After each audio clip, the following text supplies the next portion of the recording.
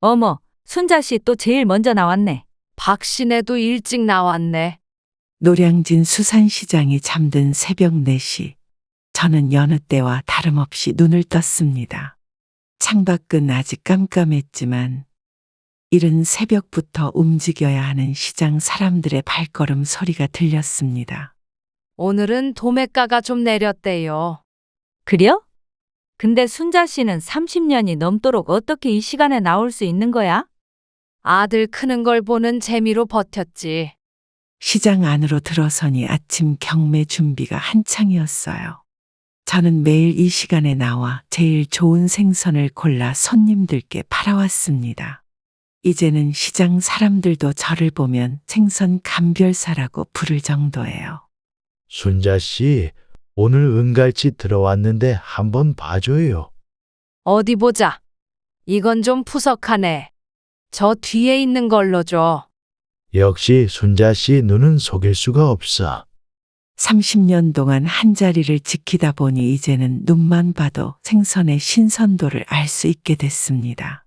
좋은 생선을 고르는 일은 저희 자부심이기도 해요. 언니, 제가 이제 가게 준비 도와드릴게요. 고마워 영순아. 근데 네 딸 대학 합격 소식은 들었다며? 축하해. 전부 언니가 학비 보태주신 덕분이죠. 아이고 뭘. 우리 모두 돕고 살아야지. 가게 문을 열고 진열대를 정리하는 동안 저는 문득 아들 생각이 났습니다. 이제는 잘 나가는 회계사가 된 아들이지만 어릴 적엔 이 가게 한켠에서 공부하던 모습이 떠올라요. 언니, 민우는 요즘도 안 들르나요? 바쁘다고 하더라고. 회사에서 중요한 자리 맡았다던데. 그래도 가끔은 와야 하는 거 아닌가요? 그러게. 그래도 잘 되는 것만도 감사하지. 해가 뜨기 시작하자 손님들이 하나둘 모여들었어요. 생선을 고르고 깎고 포장하는 일이 쉴 새 없이 이어졌습니다. 저는 이렇게 바쁜 게 좋아요. 어머님, 이 고등어는 얼마예요? 한 마리에 7,000원이에요. 오늘 아침에 들어온 거라 2마리 사시면 10,000원에 드릴게요. 역시 어머님이 파시는 생선이 제일 믿음직스러워요.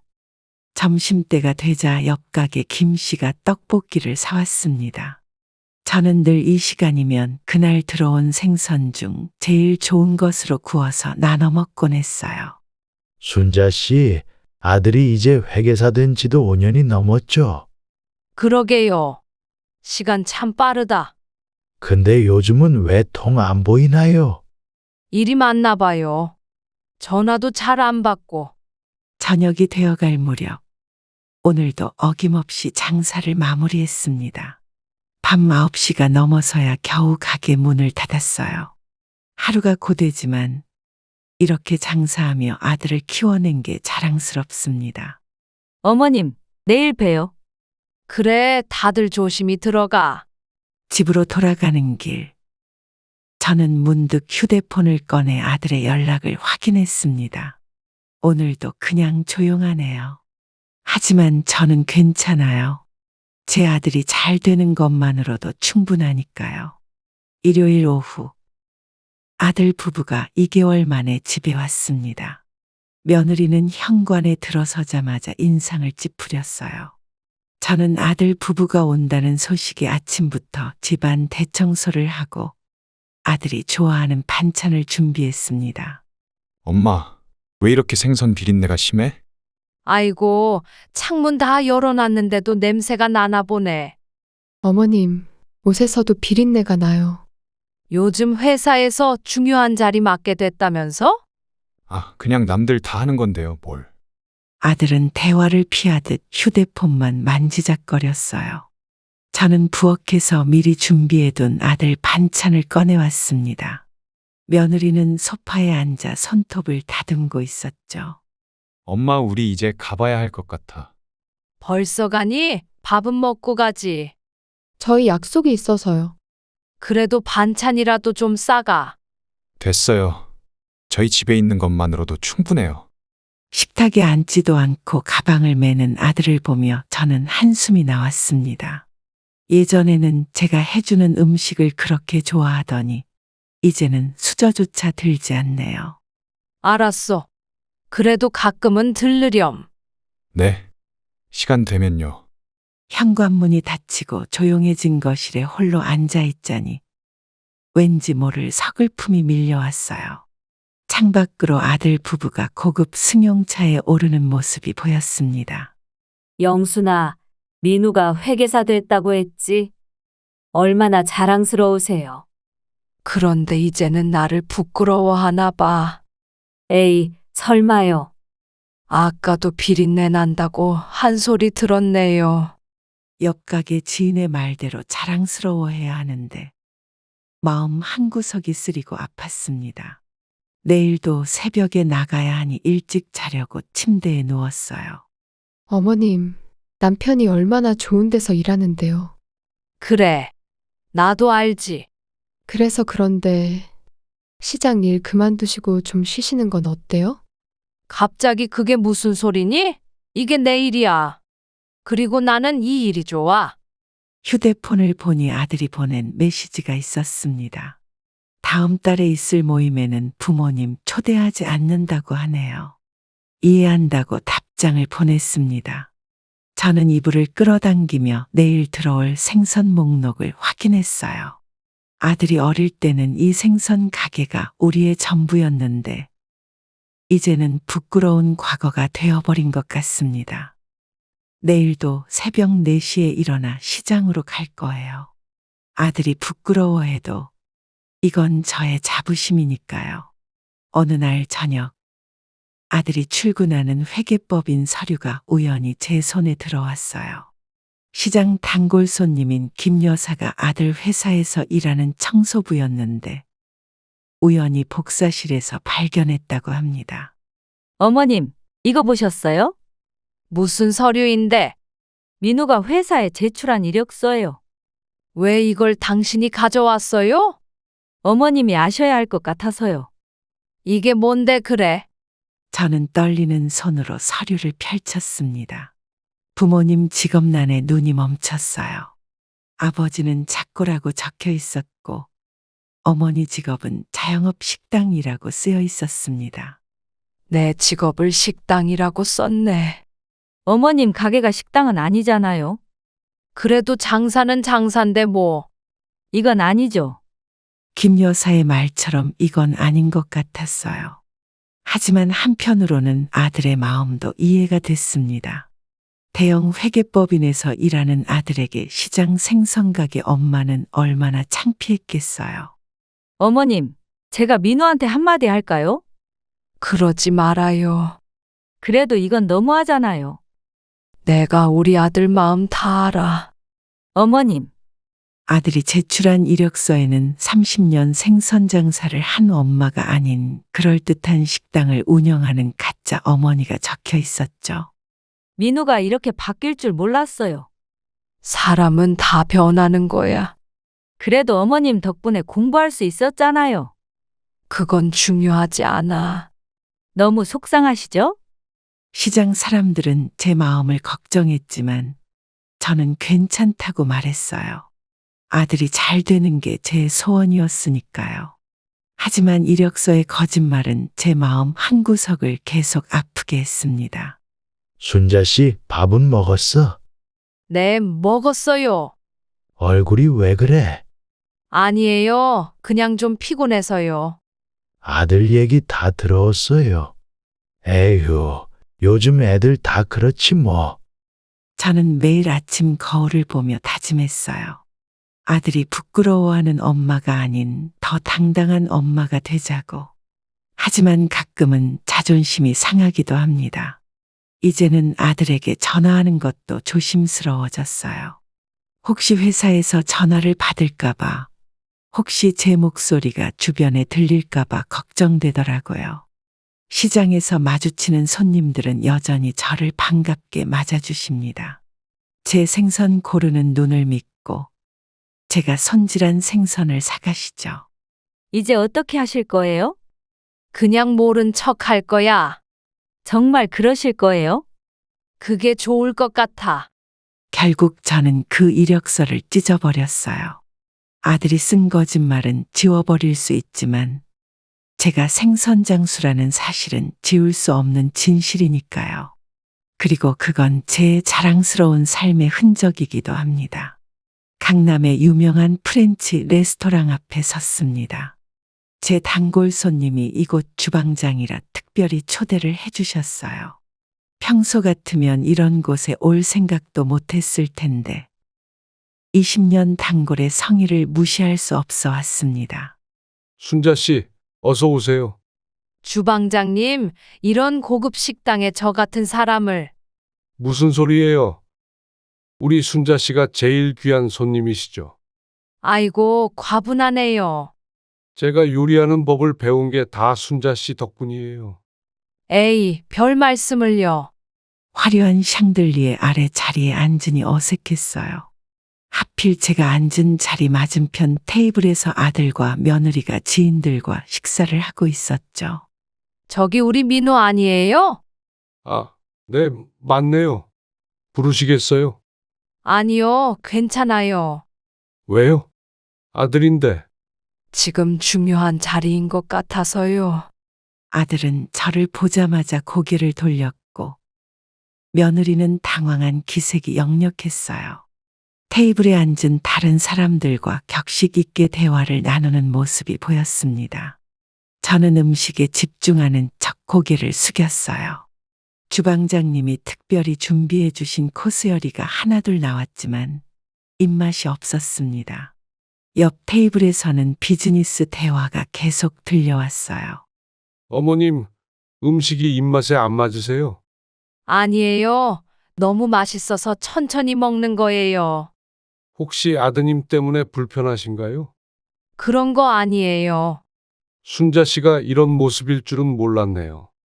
주방장님은 제 마음을 눈치챈 듯 했어요. 메인 요리가 나오기 전 저는 잠시 화장실에 다녀오기로 했습니다. 돌아오는 길에 아들과 마주쳤어요. 엄마, 여긴 어쩐 일이에요? 주방장님이 초대해줬다. 이런 데 오시면 어떡해요? 아들 왜 그러니? 엄마 옷차림이 좀 그래요. 그래서 회사 사람들에게 보여주기 창피합니다. 이번만 저 모른 척 해주세요. 부탁이에요. 화장실 복도에서 마주친 짧은 대화였지만 아들의 차가운 말투가 가슴을 파고들었어요. 자리로 돌아와 재빨리 식사를 마치고 일어났습니다. 벌써 가시게요? 네, 내일도 새벽에 나가야 해서요. 좀 더 계시다 가시지. 다음에 또 올게요. 순자 씨, 레스토랑을 나서는 길. 창밖으로 보이는 아들의 모습이 눈에 밟혔어요. 회사 동료들과 웃으며 이야기하는 모습이 어색해 보이진 않더라고요. 밤거리를 걸으며 생각했습니다. 아들이 이렇게 성장한 것도, 좋은 직장에서 일하는 것도 기쁜 일인데, 왜 이렇게 마음이 무거운지 모르겠어요. 어쩌면 우리 모두가 각자의 자리에서 조금은 낯설어진 걸지도 모릅니다. 시장으로 돌아가는 버스 안에서 저는 주방장님께 감사 인사를 보냈어요. 내일도 평소처럼 새벽 장사를 나가야 하니까요. 그게 저의 자리니까요. 설 명절을 앞두고 아들 부부가 집에 왔습니다. 저는 며느리가 좋아한다던 광어회를 준비했어요. 명절이니 특별히 좋은 광어를 골라왔죠. 어머님, 집안에서 왜 생선을 손질하세요? 광어회 좀 떴어. 네가 좋아한다길래. 아니, 그게 아니라. 여보, 우리 그냥 나가서 사 먹죠. 엄마, 우리 옷에 비린내 배면 곤란해요. 아, 그러니. 손질하던 광어를 도마 위에 놓았어요. 싱크대에는 아직 비늘도 못 벗긴 광어 한 마리가 더 있었죠. 며느리는 코를 막은 제 거실 창문을 활짝 열었습니다. 어머님, 저희 이번에 회사 동료들이랑 새 모임이 있어서요. 그래, 얼마나 있다 가는데? 저녁 약속도 있어서 금방 가봐야 할 것 같아요. 그럼 저녁은? 어머님, 저희 먹고 왔어요. 며느리는 소파에 앉지도 않고 현관 쪽만 바라보고 있었어요. 아들은 어색한 듯 휴대폰만 만지작거렸습니다. 저는 부엌에서 광어를 정리하며 한숨을 삼켰어요. 어머님, 다음에는 저희 집에서 보면 안 될까요? 니네 집에서? 네. 여기는 비린내가 너무 심해서요. 죄송해요. 제가 비위가 약해요. 그래, 그러자 그럼. 저희 집은 환기도 잘 되고 좋아요. 저는 광어를 다시 싸서 냉장고에 넣었어요. 설날인데도 차례상을 차리지 못하게 됐네요. 아들 부부는 서둘러 나갈 준비를 했습니다. 며느리가 신발을 신으며 마지막으로 한마디를 던졌어요. 공기청정기라도 사라는 말이었죠. 아들은 그 말을 듣고도 아무 말도 하지 않았습니다. 어머님, 저희 이만 가볼게요. 그래, 조심히 가. 다음에 저희 집으로 오세요. 알았어. 현관문이 닫히고 집안은 다시 조용해졌어요. 저는 부엌으로 가서 광어를 다시 꺼냈습니다. 옆집 영순이 아줌마라도 불러서 나눠 먹어야겠다고 생각했죠. 순자 씨, 설날인데 아들 며느리랑 저녁은 했어요? 아니, 바쁘대. 이 좋은 광어를. 아깝네. 같이 먹어요, 언니. 순자 씨, 명절날 저녁, 저는 영순이 아줌마와 함께 광어회를 먹었어요. 시장에서 매일 생선을 만지는 제 손에서는 비린내가 나는지도 모르겠네요. 이제는 그 냄새가 제 일부가 된 것 같아요. 아들 내외가 떠난 거실에는 며느리가 뿌린 방향제 향이 가득했습니다. 하지만 저는 창문을 열고 바람을 맞이했어요. 비린내든 방향제 향이든 이게 제 삶의 냄새니까요. 1997년 3월 남편이 집을 나갔던 그날이 떠올랐어요. 초등학교 4학년이던 아들의 손을 잡고 노량 진수산 시장에 첫 발을 내딛던 날이었죠. 주머니 속엔 10만 원이 전부였습니다. 아줌마, 처음 보는 얼굴인데 네, 장사 좀 배우려고요. 여긴 초보가 버티기 힘들어. 그래도 해보고 싶어요. 저 꼬마는 누구고? 제 아들이에요. 시장 한켠에 자리를 잡았어요. 처음엔 좌판도 없이 그냥 박스 위에 생선을 올려놓고 팔았습니다. 아들은 학교 다녀와서 제 옆에서 숙제를 했죠. 엄마, 나 배고파. 조금만 기다려. 오늘 장사 끝나면 맛있는 거 사줄게. 여기 근데 이상한 냄새나. 미안해, 아들. 좀만 참아라. 응, 괜찮아. 참을게. 아들은 오히려 제가 힘들까봐 걱정하는 눈치였죠. 그런 아들을 볼 때마다 더 열심히 해야겠다는 다짐이 커졌습니다. 순자 씨, 이거 좀 배워봐. 네? 칼질 내가 가르쳐 줄게. 아이고, 감사합니다. 아들 잘 키워야지. 시장 선배들의 도움으로 하나둘 기술을 배워갔어요. 밤늦게까지 칼질 연습을 했고 새벽이면 제일 먼저 나와 경매에 참여했죠. 돈이 부족해 동네 은행에서 대출도 받았습니다. 어머님, 이 광어는 얼마예요? 저희 광어는 특별히 더 신선해요. 그래요? 어떻게 그렇게 자신있게 말씀하세요? 제가 직접 고르고 다듬으니까요. 그럼 한 마리 주세요. 첫 단골 손님이 생긴 날, 저는 밤늦게까지 울었어요. 누군가 제 노력을 알아봐 준다는 게 그렇게 기뻤습니다. 그날 이후로 절대 손님을 실망시키지 않겠다고 다짐했죠. 엄마, 나 학원 다니고 싶어. 그래, 어떤 학원? 수학학원. 알았어. 다음 달부터 보내줄게. 정말. 아들의 학원비를 마련하기 위해 더 열심히 일했어요. 새벽부터 밤까지 쉬는 날도 없이 일했습니다. 하지만 아들이 공부하는 모습을 보면 모든 피로가 사라졌죠. 저는 이혼 서류를 들고 법원에 갔던 날을 잊지 못합니다.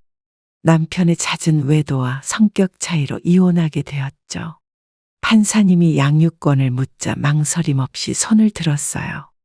혼자서도 할 수 있다고 꼭 잘 키우겠다고 다짐했죠. 엄마, 우리 아빠는 생각하지 마. 보고 싶지도 않아. 엄마랑 살 거야. 그렇게 시작된 우리 둘의 생활이 벌써 30년이 됐네요. 지금 생각해보면 그때의 선택이 제 인생에서 가장 용감한 결정이었던 것 같아요. 이제는 제법 큰 가게도 됐고, 아들도 어엿한 직장인이 됐으니까요. 아들의 중학교 입학식 날, 저는 새벽 경매를 마치자마자 곧장 학교로 향했어요. 옷에서 생선 비린내가 날까봐 급하게 사온 향수를 뿌렸죠. 하지만 입학식이 끝나고 바로 시장으로 돌아와야 했습니다. 순자 씨, 아들 입학식이라며? 네, 방금 다녀왔어요. 근데 벌써 나왔어? 장사해야죠. 이제 학원비도 더 들 텐데. 순자 씨 참 대단해. 아니에요. 다들 그렇게 사시잖아요. 중학생이 된 아들의 학원비는 전보다 2배나 늘었어요. 저는 밤 11시까지 장사를 하기 시작했습니다. 엄마, 저녁 안 먹었지? 괜찮아. 나중에 먹을게. 여기 도시락. 어머, 네가 언제? 급식 반찬 남은 거야. 그렇게 아들과 저는 서로를 위해 애쓰며 지냈어요. 제가 바빠서 집에 일찍 들어가지 못할 때면 아들이 시장으로 와서 숙제를 하곤 했습니다. 아들내미가 공부도 잘하나 보네. 네, 전교 10등 안에 들어요. 어머, 그럼 나중에 의사 되겠네. 아니요. 전 회계사가 될 거예요. 엄마 고생하는 거 보고 더 열심히 하는구나. 밤늦게까지 시장에서 공부하는 아들을 보며 마음이 아팠어요. 다른 아이들은 집에서 편하게 공부할 텐데 우리 아들은 생선 비린내 나는 시장에서 책을 펴야 했죠. 엄마, 나 장학금 받았어. 정말. 우리 아들 장하다. 이제 학원비 조금은 아낄 수 있겠다. 아니야, 그 돈으로 참고서 더 사. 엄마, 아들이 받아온 장학금은 50만 원이었어요. 저는 그 돈으로 아들에게 책상과 장롱을 사줬습니다. 이제는 시장에서 공부하지 않아도 되게 해주고 싶었거든요. 순자 씨, 이제 좀 쉬어. 아직 팔 것 많아요. 아들 공부시키느라 너무 무리하는 거 아니야? 제가 안 하면 누가 하겠어요? 그래도 건강해야지. 하루 일과가 끝나면 온몸이 쑤셨어요. 하지만 아들의 성적표를 볼 때면 모든 피로가 눈 녹듯 사라졌죠. 전교 1등을 하던 날, 저는 처음으로 일찍 가게 문을 닫고 아들과 치킨을 먹었답니다. 이제와 생각해보면 그때가 제일 힘들면서도 행복한 시절이었던 것 같아요. 매일 새벽부터 밤까지 일했지만 아들이 커가는 모습을 지켜볼 수 있어서 행복했거든요. 시장 안에서 제일 깨끗한 자리는 우리 가게 구석의 작은 공부방이었어요. 평소에는 생선 보관하는 공간이었지만 아들이 학교를 마치고 오면 책상으로 변신했죠. 오래된 목재 상자 위에 깨끗한 보자기를 깔아두었습니다. 엄마, 오늘은 여기서 공부해도 돼? 그래, 여기가 좀 더 시원하지. 근데 손님들한테 방해되면 어떡해? 괜찮아. 네가 공부하는 모습이 우리 가게 복이야. 공부 열심히 해. 도시락은 조금 이따 줄게. 아들은 매일 이 자리에서 공부했어요. 한쪽에선 제가 생선을 손질하고 한쪽에선 아들이 문제집을 풀었죠. 칼질 소리와 연필 긁는 소리가 어우러졌습니다. 순자 씨, 저기서 공부하는 아이가 아들 맞아? 네, 우리 민우예요. 어쩜 저렇게 열심히 하니? 공부할 때가 마땅치 않아서. 시장 상인들은 아들의 공부방을 지나갈 때면 발소리를 죽였어요. 때로는 간식도 건네주셨죠. 우리 가게 옆자리의 김씨 아저씨는 선풍기도 하나 더 가져다 주셨습니다. 민우야, 이거 먹으면서 공부해. 감사합니다, 아저씨. 시장에서 공부하느라 고생이네. 아니에요. 저는 여기가 좋아요. 그래, 꿈 꼭 이루길 바란다. 저는 손님들 응대하면서도 아들 눈치를 살폈어요. 힘들어 보이면 잠시 쉬라고 했고, 졸려 보이면 따뜻한 차를 타주었죠. 하지만 아들은 거의 쉬지 않고 공부했습니다. 엄마, 나 첫 시험 성적표 받았어. 어디 보자. 전교 3등이야. 우리 아들. 장하다. 다음엔 1등 할 거야. 가게 한켠의 작은 공부방은 점점 더 깔끔해졌어요. 옆 가게 아주머니가 주신 작은 책꽂이도 생기고 시장에서 공부하는 게 쉽진 않았을 텐데 아들은 한 번도 불평하지 않았어요. 오히려 제가 보이지 않을 때면 생선 손질도 도와주려 했죠. 그런 아들을 볼 때마다 코끝이 찡했습니다. 비 오는 날이면 습기 차는 게 걱정돼서 아들의 책을 비닐로 덮어두곤 했어요. 추운 날엔 낡은 전기난로를 켜두었죠. 우리의 작은 공부방은 그렇게 계절을 보냈습니다. 지금도 가끔 그 자리를 보면 참 많은 생각이 듭니다. 칼질하는 소리를 배경음악 삼아 공부하던 우리 아들, 그 시절이 있었기에 지금의 우리가 있는 게 아닐까요? 아들의 회계사 시험 준비가 3년째 이어지던 때였어요. 매일 새벽 4시면 도시락을 싸서 독서실로 향했습니다. 아들은 시험장 근처 원룸에서 혼자 지내며 공부했죠. 아들, 엄마야. 엄마 왜 이렇게 일찍 왔어? 도시락 가져왔어. 오늘은 굴비도 넣었어. 엄마, 또 이렇게 멀리 와서. 멀지 않아. 시장 가기 전에 들른 거야. 시험 때문에 고생하시게 해서 미안해. 매일 아침 도시락을 전해주는 게 쉽진 않았어요. 하지만 아들의 지친 얼굴을 볼 때면 더 힘을 내게 됐죠. 도시락 안에는 항상 붉은색 반찬을 넣어 기운내라는 의미를 담았습니다. 순자 씨, 오늘도 새벽부터 안 보이더라? 네, 도시락 전하고 왔어요. 아들 시험 언제래? 이번 주 토요일이에요. 아이고, 이번엔 꼭 붙어야 할 텐데. 시장 사람들도 아들의 시험을 기다렸어요. 누군가 약재를 주기도 하고 보양식 재료를 건네주기도 했죠. 저는 그 마음을 도시락에 고스란히 담았습니다. 엄마, 나 오늘 시험 보러 가. 긴장하지 마. 잘 알 수 있어. 도시락은 이제 그만 싸워도 돼. 오늘은 특별히 장어도 넣었어. 엄마, 합격하면 식당 소고기 먹자. 시험 당일 저는 가게도 열지 않고 절에 갔어요. 아들의 합격을 간절히 빌었죠. 3년 동안 매일 새벽에 만든 도시락에 담은 마음도 함께 전해지길 바랐습니다. 민우야, 어떻게 됐어? 엄마, 나 붙었어. 아이고, 정말이야?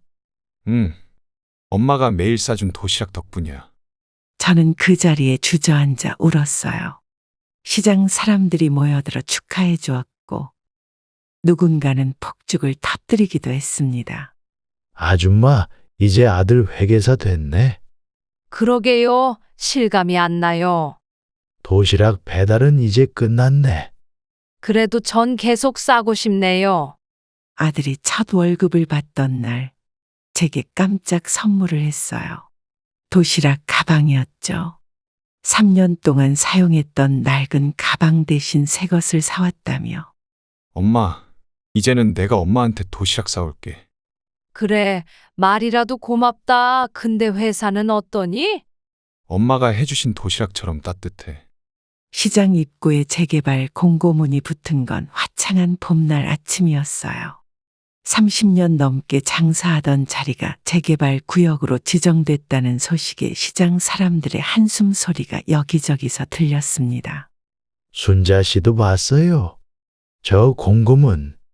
네, 아침에 봤어요. 우리 보고 어디 가서 장사하라는 거야. 보상은 해준다는데. 그 돈으로 뭘 어떻게 해요? 다들 어쩌려고. 시장 상인들은 하나둘 모여 대책 회의를 열었어요. 저는 그 자리에서 묵묵히 듣기만 했습니다. 40년 세월이 담긴 이곳을 떠나야 한다는 게 실감나지 않았죠.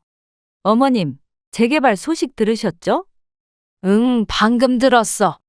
저희 시장 상인회에서 대책위원회 꾸렸어요. 그러게요. 어머님도 참여하실 거죠? 그래야겠죠. 매일 아침 4시에 문을 열었던 제 가게. 아들이 공부하던 구석자리, 단골 손님들과 정을 나누던 곳. 이 모든 게 사라진다고 생각하니 마음이 무거웠어요. 엄마, 재개발 이야기 들었어? 그래. 이제 어떡하지? 보상금 받고 장사 접으면 되잖아. 그래도 이 자리를 하루아침에 떠날 수는 없어. 너도 알잖아, 이곳이 엄마에게 얼마나 중요한 곳인지. 그래도 이제 좀 쉬어도 될 때도 됐고. 아들의 말은 단순했어요. 그저 보상금 받고 장사를 접으라는 거였죠. 하지만 저에겐 이곳이 단순한 장사 자리가 아니었습니다. 아들을 키워낸 삶의 터전이었죠. 순자 씨, 다른 시장으로 옮길 생각은 없어요? 아직 모르겠어요.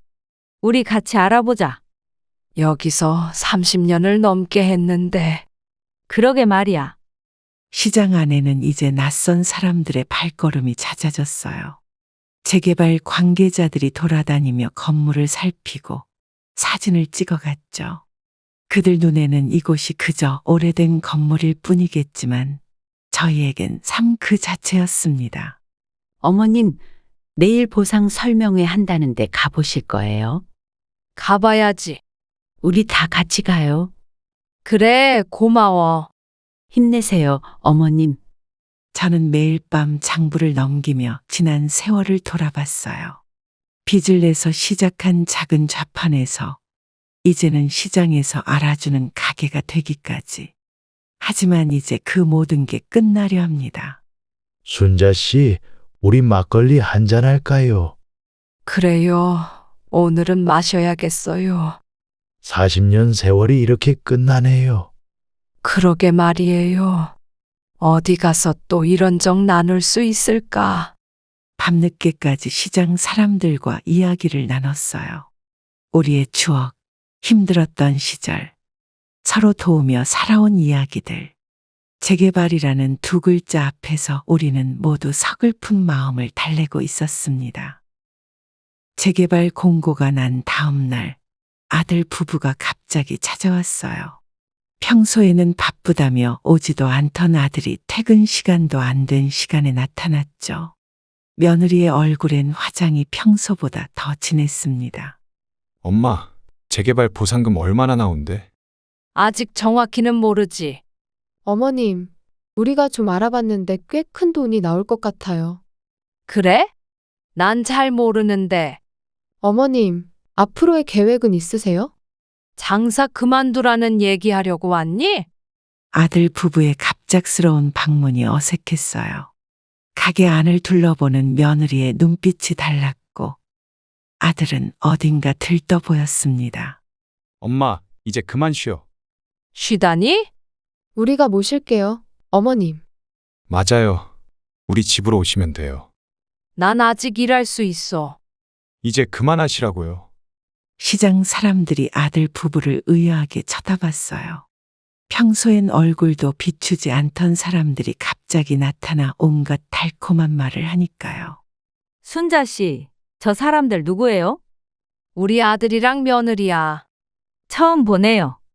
그동안 바빴나 봐. 갑자기 웬일이래? 재개발 때문에 그러나 봐. 저는 생선을 손질하며 아들 부부의 말을 흘려들었어요. 보상금 얘기만 나오면 들뜨는 목소리, 은퇴 얘기만 나오면 달라지는 표정이 낯설었습니다. 어머님, 저희가 알아본 요양원이 있는데요. 갑자기 요양원은 왜? 거기가 공기도 좋고 어머니 또래분들도 많으세요.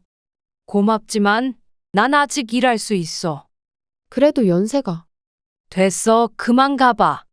아들 부부는 1시간 넘게 저를 설득하다 돌아갔어요. 돌아가는 길에 들린 얘기는 제 마음을 더 무겁게 했습니다. 여보, 어머님 설득 안 되면 어떡해? 괜찮아. 내가 다시 와서 말씀드릴게. 보상금 생각하니까 가슴이 떨려. 조용히 해. 누가 들을까 겁난다. 저녁이 되어 시장 상인들이 하나둘 모여들었어요. 다들 저를 걱정하는 눈치였죠. 순자 씨, 아들한테 돈 같은 거 함부로 맡기면 안 돼. 알아요. 요즘 세상에 그런 일 많다면서.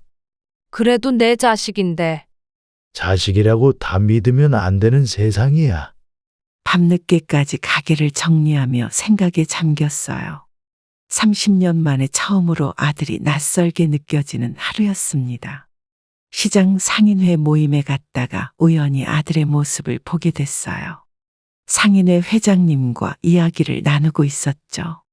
저는 기둥 뒤에 숨어 그들의 대화를 듣게 됐습니다. 아무래도 어머님께서는 반대하실 것 같습니다. 그래서 제가 찾아왔죠. 회장님. 보상권을 미리 확보하시겠다는 건가요? 네, 어머니는 아직 현실을 모르시는 것 같아서요. 그래도 그건 좀. 제가 아들이니까 걱정 마세요. 차가운 목소리로 이야기하는 아들의 모습이 낯설었어요. 평소에 보던 모습과는 전혀 달랐죠. 회장님은 고개를 가로저었습니다. 어머님, 저기서 아들 본 거 맞죠? 응, 봤어. 제가 어제 들은 얘긴데 무슨 얘기? 다른 상인분들 몰래 보상금 관련 서류를 미리 알아보고 다닌대요. 가게로 돌아오는 길에 시장 어귀에서 며느리를 마주쳤어요. 아들을 기다리는 듯 했지만 저와 눈이 마주치자 급히 고개를 돌렸습니다. 어머님, 여긴 웬일이세요? 난 여기서 일하잖아. 너야말로 여기 웬일이니? 웬일이냐고. 그냥 지나가다가요. 집으로 돌아와 장부를 정리하는데 옆가게 주인이 찾아왔어요. 아들의 행적에 대해 더 자세히 알려주려는 듯했습니다. 순자 씨, 솔직히 말해줘야 할 것 같아서. 무슨 일인데? 아들이 변호사랑 같이 다니면서 상인들 설득하고 다닌대. 설득이라니? 보상금 먼저 받게 해주겠다고. 그날 저녁 아들에게 전화가 왔어요. 목소리는 평소와 다름없이 다정했지만 이제는 그 속내가 보이는 것 같았습니다. 엄마, 내일 시간 되면 한번 봐. 왜 그러니? 그냥 보상금 얘기 좀 하게. 바쁘다며. 이건 중요해서. 시장 사람들은 하나둘 저를 걱정하기 시작했어요. 아들의 행동이 수상하다며 조심하라고 충고했죠. 저는 그저 묵묵히 가게를 지켰습니다. 순자 씨, 우리가 도와줄게. 고마워요. 자식이라고 다 믿으면 안 돼. 알아요. 저희가 있잖아요. 한밤중에 혼자 장부를 보다가 문득 깨달았어요. 제가 평생 모은 재산이 이제는 아들에게 걸림돌이 된 걸까요? 그저 보상금만 바라보는 아들의 마음이 서글펐습니다. 어느 날 아침 가게 청소를 하던 며느리가 제 낡은 서랍을 열었어요. 평소에는 관심도 없던 가게 구석구석을 살피더니 먼지 쌓인 서랍 속 통장을 발견했습니다. 어머님, 이게 뭐예요? 통장이 이렇게 많으시네요? 어머님 비자금인가요? 그냥 가게 운영하는 돈이다. 근데 왜 네가 내 서랍을 뒤지니? 지금 뭐 하자는 거야? 며느리의 눈빛이 달라졌어요. 서랍 속 통장들을 하나씩 꺼내보더니 휴대폰으로 사진을 찍기 시작했습니다. 저는 그저 바라만 보고 있었죠. 여보, 어머님 통장 좀 봐봐. 엄마, 이게 다 뭐야? 그냥 장사하면서 모은 거야. 이렇게 많이요? 얼마나 있는데? 아들 부부는 계속해서 서랍을 뒤지기 시작했어요. 30년 동안 하나씩 모아온 통장들, 그 안에는 아들 학비부터 가게 운영비까지 모든 게 기록되어 있었죠. 어머님, 이런 걸 왜 말씀 안 하셨어요? 말할 일이 아니잖아. 저희가 관리해 드릴게요. 그럴 필요 없어. 연세도 있으신데 위험해요. 며느리는 통장을 가방에 넣으려 했어요. 하지만 저는 그걸 막았죠. 이건 단순한 돈이 아닌 제 30년 인생이 담긴 기록이니까요. 엄마, 우리가 보관하면서 필요할 때마다 드릴게. 그냥 놔두고 가. 이제 재개발도 되는데 정리해야죠. 내가 알아서 할게. 경찰 부르기 전에 당장 나가. 엄마, 시장 사람들이 하나둘 모여들었어요. 아들 부부의 행동이 수상해 보였나 봅니다. 옆가게 김씨 아저씨가 먼저 나서 주셨죠. 아가씨, 그건 어머님 거예요. 그래서요? 저희가 관리하려고요. 그래도 그렇지 시어머니 통장까지 건드는 건 너무하지 않아. 그리고 왜 그렇게 뻔뻔한 거예요? 저희가 자식이잖아요. 자식이라고 다 되는 게 아니야. 결국 아들 부부는 빈손으로 돌아갔어요. 하지만 그들의 눈빛이 예사롭지 않았습니다. 특히 며느리는 떠나면서 이런 말을 남겼죠. 어머님, 노후 대비는 우리가 해드려야 해요. 됐다니까. 나중에 후회하지 마세요. 그런 말 하지 마. 여보, 우리 가자.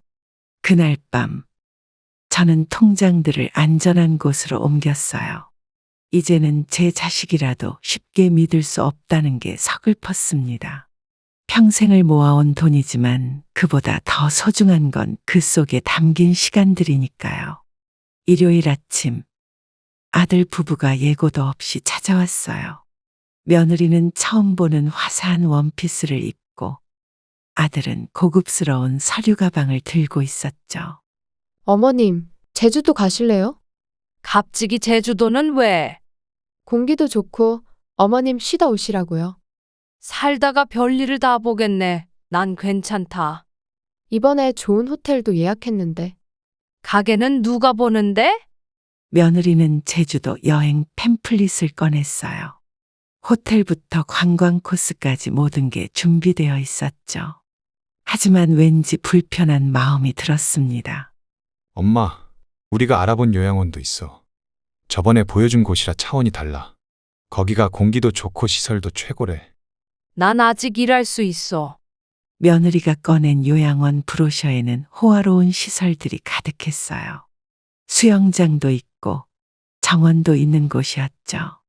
하지만 그곳은 제가 있을 곳이 아니란 걸 직감적으로 알았습니다. 어머님, 한 달만 체험해 보세요. 필요 없다니까. 여기 계시면 뭐 하시겠어요? 내 일이 있잖아. 재개발되면 다 없어질 텐데. 시장 사람들이 아들 부부를 의심스럽게 쳐다봤어요. 평소와 다른 그들의 태도가 수상했나 봅니다. 순자 씨, 잠깐 나 좀 볼까? 네. 저 사람들 뭔가 수상해. 그래도 내 자식인데. 그래서 더 조심해야 돼. 옆가게 주인의 말이 맞았어요. 아들 부부의 갑작스러운 제안이 순수한 효도는 아닌 것 같았거든요. 시장 분위기가 어수선해지기 시작했어요. 상인들이 하나둘 모여 제 걱정을 하는 소리가 들렸습니다. 특히 20년 넘게 옆에서 장사하던 김씨 아주머니가 저를 찾아왔죠. 순자 씨, 아까 아들 부부 봤어요. 네, 오늘도 왔다 갔어요. 어제는 변호사랑 같이 오더라고. 변호사요? 재산 관리 서류 들고 왔대잖아. 그걸 어떻게 아셨어요? 시장 상인들은 제가 모르는 이야기들을 하나씩 들려줬어요. 아들이 상인회 회장을 찾아가 상속권을 주장했다는 것, 며느리가 요양원 직원과 연락한다는 것까지요. 순자 씨, 나 하나 물어볼게. 뭔데요? 통장 관리 잘하고 있지? 그럼요, 걱정 마세요. 자식이라고 다 믿으면 안 돼. 알아요. 옆가게 정육점 아저씨는 비슷한 일을 겪은 친구 이야기를 해주셨어요. 자식들이 재개발 보상금을 노리고 부모님을 요양원에 보냈다가 결국 빈털터리가 됐다는 거였죠. 순자 씨, 우리가 다 지켜보고 있으니까 걱정 마. 고마워요, 언니. 아들이 수상한 짓 하면 바로 알려줄게. 제 자식인데 이렇게까지 변했네요. 요즘은 부모 재산 노리는 자식들 많아. 시장 사람들의 걱정 어린 충고를 들으며 마음이 무거워졌어요. 30년 동안 함께 해온 이들이 오히려 제 진짜 가족 같다는 생각이 들었습니다.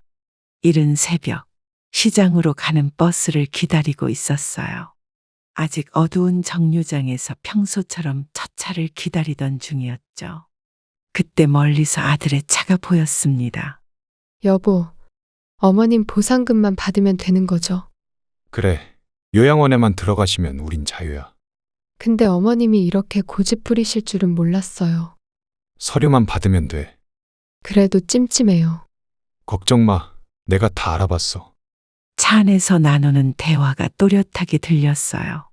저는 정류장 기둥 뒤에 숨어 그들의 대화를 더 듣게 됐습니다. 요양금 보증금은 얼마래요? 어머니 통장에 있는 거 다 들어가. 그럼 우리 몫은요? 재개발 보상금이 있잖아. 처음 들어보는 차가운 목소리였어요. 제가 아는 아들의 모습이 아니었죠. 며느리는 노트북을 펴고 뭔가를 열심히 계산하고 있었습니다. 이번 주까지 어머님 설득해야 해요. 안 되면 강하게 나가야지. 어머님은 왜 이렇게 순조롭게 잘 따라오시지 않을까요? 엄마가 우리 생각은 안 하잖아. 그러니까요. 버스가 오고 있었지만 저는 그 자리를 떠날 수가 없었어요. 아침이 밝아오고 있었어요. 시장 문을 여는 시간이 다가왔지만 저는 그대로 서 있었습니다. 아들 부부의 차가 떠나고 나서야 겨우 발걸음을 옮길 수 있었죠. 순자 씨, 오늘 늦었네. 네, 얼굴이 안 좋아 보여. 괜찮아요. 무슨 일 있어? 그날 아침 저는 처음으로 가게 문을 늦게 열었어요. 평생 한 번도 늦지 않았던 새벽 시간을 놓친 겁니다. 하지만 그보다 더 큰 것을 놓친 것 같은 마음이 들었죠. 시장 사람들은 제 얼굴만 보고도 무슨 일이 있었는지 눈치챘나 봅니다. 아무도 제게 말을 걸지 않았어요. 그저 따뜻한 차 한 잔을 내어줄 뿐이었죠. 아들의 대화를 들은 후 저는 시장 상인회 회장님을 찾아갔어요. 이제는 더 이상 망설일 필요가 없었죠. 30년간 모아온 재산의 쓰임새를 결정할 때가 왔습니다. 회장님, 시간 좀 있으세요? 그래, 무슨 일이야? 가게를 팔게 되면 제가 받게 될 돈 있잖아요. 보상금 얘기하려고? 네, 장학금으로 쓰고 싶어요. 뭐라고? 장학금이라고? 회장님께 제 계획을 말씀드렸어요. 시장 상인들의 자녀들을 위한 장학금을 만들고 싶다고요. 제가 모은 돈과 재개발 보상금 일부를 그곳에 쓰고 싶다고 했죠. 순자 씨, 그래도 그건 당신 돈인데. 어려운 사람들을 돕고 싶어요. 아들은 어쩌고? 신경 안 써요? 제 선택이에요. 정말 그래도 괜찮아. 네, 이게 제가 할 수 있는 마지막 일인 것 같아요. 시장 상인들이 하나둘 모여들었어요. 제 이야기를 듣고는 모두들 놀란 표정이었죠. 하지만 누구도 말리지는 않았습니다. 순자 씨, 회장님한테 말씀 들었어요. 우리가 과거에 순자 씨한테 많은 도움을 받아서 저희도 같이 도와드리고 싶어요. 우리가 어떻게 도와드려야 하나? 그냥 지금처럼만 해주세요. 변호사를 불러 장학재단 설립 서류를 작성했어요. 제 통장에 있는 돈과 앞으로 받을 보상금 전액을 재단에 기부하기로 했죠. 이 서류에 사인하시면 됩니다. 네, 책임이 크신데 괜찮으시겠어요? 이게 제가 원하는 거예요. 아드님은 동의하셨나요? 서류에 서명하는 순간 마음이 홀가분해졌어요. 이제는 아들도 며느리도 더 이상 제 재산을 걱정하지 않아도 되겠죠. 장학재단 설립 소식을 알리기 위해 아들 부부를 불렀어요. 시장 상인회 사무실에서 모든 서류를 준비해 놓고 기다렸죠. 변호사님도 함께 자리해 주셨습니다. 엄마, 무슨 일로 부른 거야? 앉아봐, 할 얘기가 있어. 어머님, 저희도 할 말이 있는데. 내 얘기부터 들어라. 네, 보상금 장학재단에 넣었어. 너희에게 도와줄 돈은 없다. 아들의 얼굴이 순식간에 하얗게 변했어요. 며느리는 자리에서 벌떡 일어났죠. 변호사님이 차분히 서류를 보여주기 시작했습니다. 이게 무슨 소리예요? 시장 상인 자녀들 위한 장학재단이야. 농담하시는 거죠? 다 끝난 일이야. 어머님, 시장 상인회 회장님이 들어오셨어요. 아들 부부 앞에서 재단 설립 취지를 차분히 설명해 주셨죠. 순자 씨가 평생 모은 돈입니다. 그건 제 어머니의 돈이에요. 이미 법적 절차는 다 끝났어요. 말도 안 됩니다. 어머니 뭐라고 말 좀 해봐요. 며느리는 한동안 아무 말도 못했어요. 아들은 책상을 내리치다가 그만두었죠. 변호사님이 차분히 설명을 이어갔습니다. 보상금 일부는 장자재단으로 이전됐습니다. 취소하면 되잖아요. 법적으로 불가능합니다. 엄마, 이럴 순 없잖아. 이게 내 선택이야. 아들 부부는 발만 동동 구르다가 자리를 박차고 나갔어요. 하지만 저는 이제 편안했습니다. 제가 평생 모은 돈이 좋은 곳에 쓰일 거란 확신이 들었거든요. 순자 씨, 괜찮으세요? 네, 이제 후회 없어요. 자식들이 이해할까요? 시간이 지나면 알겠죠?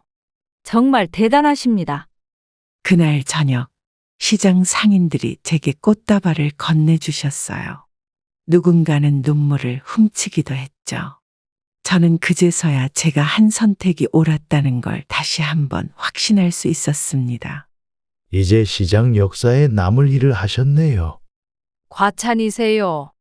우리 자식들한테 큰 희망을 주셨어요. 그랬으면 좋겠어요. 순자 씨는 우리의 자랑입니다. 이렇게 제 재산의 마지막 행선지가 정해졌어요.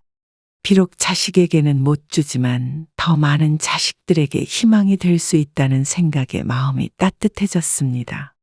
아들이 다니는 회계법인에도 소식이 전해졌다고 합니다. 어머님, 아드님 소식 들으셨어요? 무슨 일 있나요? 회사에서 문제가 좀 생겼다네요. 그래요. 불효자 회계사라고 소문났어요. 시장 상인의 아들이 그 어머니의 재산을 빼앗으려 했다는 소문이 퍼진 거예요. 회계법인에서는 이런 일이 윤리 강령에 어긋난다며 문제를 삼았다고 하네요. 민호 씨가 승진 대상이었다면서요? 그랬다고 하더라고요. 이번에 탈락했대요. 자기 업보지 뭐. 그대로 뒀으면 난 이미 자식한테 전 재산 다 뺏겼을 거야. 맞아요. 어머님 잘못 아니에요. 며느리의 로펌에서도 비슷한 일이 벌어졌다고 해요. 의뢰인들이 하나둘 떠나가기 시작했답니다. 노인 학대 변호사라는 소문이 퍼졌다나 봐요. 순자 씨, 자식들 걱정되시죠? 그래도 바른 길로 가야죠. 맞아요. 이런 교훈이 필요했나 봐요. 시간이 지나면 나아지겠죠? 그럼요. 이게 다 공부가 될 거예요. 얼마 전에는 아들이 술에 취해 가게 앞에 찾아왔었어요. 하지만 저는 문을 열어주지 않았죠. 이제는 그들도 스스로의 잘못을 깨달아야 할 때니까요. 엄마, 제가 잘못했어요. 이제 가봐. 한 번만 봐줘. 시간이 더 필요해. 엄마, 저는 매일 아침 여전히 가게 문을 열어요. 달라진 건 없지만 제 마음만은 한결 가벼워졌죠. 이제는 아들도 진정한 삶의 가치를 배우게 되길 바랄 뿐입니다. 아침부터 시장이 시끄러웠어요. 며느리가 와서 소란을 피운다는 연락을 받고 서둘러 나갔죠. 어머님이 우리 돈으로 이딴 걸 만들었다고요? 이제 그만해. 저희 재산으로 남 좋은 일 시키시겠다고요? 니들 돈 아니야. 우리가 얼마나 고생했는데. 고생은 무슨 고생이니? 며느리는 앞에서 큰 소리로 화를 냈어요. 시장 사람들이 하나둘 모여들었고 경찰까지 출동한 상황이 됐습니다. 어머님 때문에 회사에서 돈 밝히는 여자로 소문났어요. 그건 네 잘못이지. 다 어머님 때문이에요. 내가 뭘 했다고? 이런 소문이 퍼지게 하시면 어떡해요? 처음부터 니들이 재산을 노리지 않았다면 이런 일도 발생하지 않았다. 어디서 내 핑계를 대고 있어. 앞에 서 있던 장학생들은 놀란 눈으로 상황을 지켜보고 있었어요. 그 중에는 제가 예전에 도와줬던 아이의 동생도 있었죠. 어머님, 저희가 잘못한 건가요? 아니야, 너희는 잘못 없어. 그만두라고 하시면 그만둘게요. 계속 공부해라. 그게 나를 도와와주는 일이야. 경찰이 며느리를 데리고 가려 할 때 저는 처벌하지 말라고 했어요. 대신 며느리에게 마지막 말을 전했죠. 돈이 전부는 아니야. 그럼 평생 가난하게 사실 거예요? 너희가 진짜 가난한 거야. 뭐라고요? 마음이 가난한 사람이 제일 불쌍하다. 시장 사람들이 며느리를 데리고 나갔어요.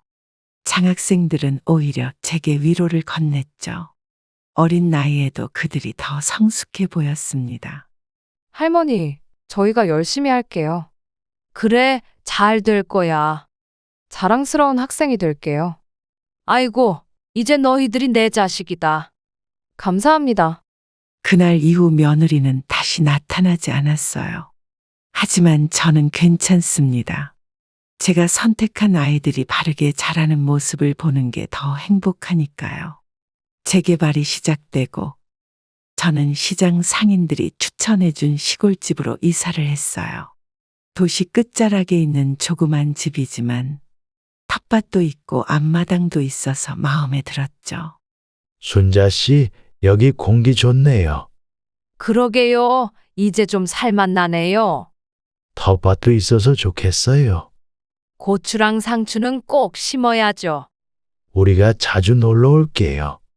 그래 주세요. 시장 상인들이 이사를 도와주러 왔어요. 짐은 많지 않았지만 그들의 마음이 가득 담긴 집들이 선물로 새 집이 채워졌죠. 순자 씨, 여기 커튼 달아놨어요. 고마워요. 상추 모종도 가져왔어요. 여러분들 덕분에 살 것 같네요. 이제 좀 편히 사세요. 처음으로 맞이하는 시골에서의 아침이 밝았어요. 새소리에 눈을 떴는데 평생 들어온 시장 소리와는 또 다른 평화로움이 느껴졌죠. 순자 씨, 우리 매주 한 번씩 올게요. 그래주면 고맙죠. 장학재단 소식도 전해드릴게요. 애들 공부는 잘하고 있나요? 걱정 마세요. 다들 열심히 해요. 텃밭에 처음으로 고추 모종을 심었어요. 평생 생선만 만지던 손으로 흙을 만지니 신기했죠. 옆집 할머니가 농사 요령을 가르쳐 주셨어요. 이렇게 심으면 안 돼. 이쪽으로 해야지. 아이고, 오랜만에 하려니 어색하네요. 내일은 상추같이 심어요. 고맙습니다. 우리 이제 친구예요. 저녁이 되자 시장 상인들이 보내준 김치와 반찬으로 밥을 차렸어요. 혼자 먹는 밥이지만 마음만은 여러 사람과 함께인 것 같았죠. 퇴직금으로 산 이 작은 집에서 새로운 삶이 시작됐어요. 시끌벅적한 시장은 떠났지만 이곳에서 또 다른 행복을 찾을 수 있을 것 같습니다. 이제 시작이에요, 순자 씨. 그러게요. 행복하게 사세요. 여러분도 건강하세요. 저희가 있잖아요. 이제는 매일 아침 새소리를 들으며 일어나요. 생선 비린내 대신 흙냄새가 가득한 이곳에서 저는 새로운 희망을 발견했습니다. 시골집에서의 생활이 한 달쯤 지났을 때예요. 옛 시장 상인들이 주말마다 찾아오기 시작했습니다. 텃밭 가꾸는 법도 모르는 제게 농사 지도를 해주겠다며 말이죠. 장학재단 소식도 전해 들었어요. 첫 장학생들이 선발됐다고 하더군요. 시장 상인들의 자녀들이 열심히 공부하고 있다는 소식에 마음이 뿌듯했습니다. 애들이 참 열심히 해요. 그래요. 순자 씨 은혜 갚겠다고 더 열심히 한대요. 그런 말 하지 마세요. 우리 자식들도 순자 씨 덕에 인생이 바뀌었어요. 시골집 대문 앞에 낯선 봉투가 하나 놓여 있었어요. 열어보니 아들이 쓴 편지와 월급 명세서가 들어 있었죠. 승진해서 누락된 후 기본급으로 강등됐다는 내용이었습니다. 어머님, 아드님 소식 들으셨어요? 방금 편지를 봤어. 회사에서 많이 힘들대요. 다 자기가 자초한 일이야. 그래도 많이 후회한다더라고요. 시간이 더 필요할 것 같아. 며느리는 로펌을 그만두고 법률사무소를 차렸다고 해요. 하지만 의료인들이 찾지 않아 어려움을 겪고 있다는 소식도 들렸습니다. 순자 씨, 아들 부부가 단칸방으로 이사 갔대요. 그래요. 생활비가 모자라다고. 그렇게라도 살아보면서 반성했으면 하네요. 이제 정신 차릴까요? 그랬으면 좋겠어요. 시장 상인들이 전해주는 소식으로는 아들 부부가 정말 어렵게 살고 있다고 해요. 대출금 상환의 월세까지 매달 빠듯하게 사는 모양이더군요. 엄마, 죄송해요. 밥은 먹고 다니니? 네, 따뜻한 국물이라도 먹고 싶으면 와. 엄마. 시간이 약이야. 아들의 목소리가 많이 달라졌어요. 예전의 거만함은 찾아볼 수 없었죠. 한동안 말없이 서 있다가 돌아가는 뒷모습이 왠지 작아 보였습니다. 어머님, 저도 잘못했어요. 매일 후회하고 있어요. 어려움 속에서도 아들 부부가 새로운 삶의 가치를 배워가는 것 같아요.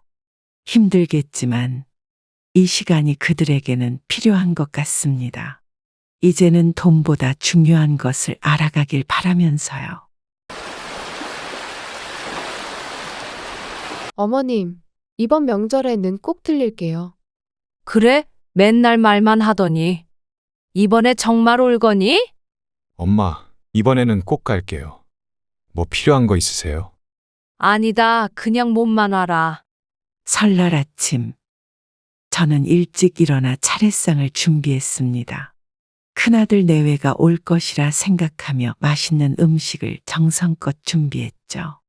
어제 장을 보면서 아들이 좋아하는 갈비찜도 사고 며느리가 좋아하는 해산물도 넉넉히 준비했습니다. 어머님, 저희 오늘은 처가에 먼저 가봐야 할 것 같아요. 죄송해요. 새벽에 온 며느리의 문자를 보는 순간 가슴 한켠이 시려왔습니다. 매년 이런 시기였지만 올해는 다를 거라 기대했던 제 마음이 무너져 내렸죠.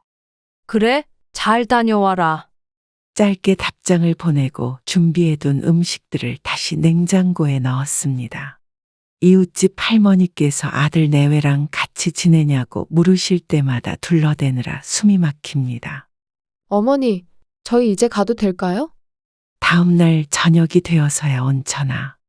며느리의 목소리에서 피곤함이 묻어났습니다. 이제 오면 뭐하니? 다음에 와. 어머님, 얼굴이라도 뵈러 가고 싶은데요. 너희 마음대로 해라. 전화를 끊고 창밖을 바라보니 까만 밤하늘의 달빛도 보이지 않았습니다. 명절날 혼자 보내는 게 이제는 익숙해진 것 같아 더 서글퍼집니다. 다음 날 오후 현관 초인종이 울렸습니다. 어머님, 늦었지만 얼굴 보러 왔어요. 며느리가 들고 온 선물 봉투를 받으며 아들의 얼굴을 살폈습니다. 처가에서 푹 쉬었는지 얼굴빛이 좋아 보이네요. 밥은 먹고 왔니? 네, 장모님이 아침 든든히 챙겨주셔서요. 아들의 말에 준비해둔 갈비찜이 떠올랐습니다. 이제는 식었겠죠. 어머님, 저 이만 가볼게요. 약속이 있어서요.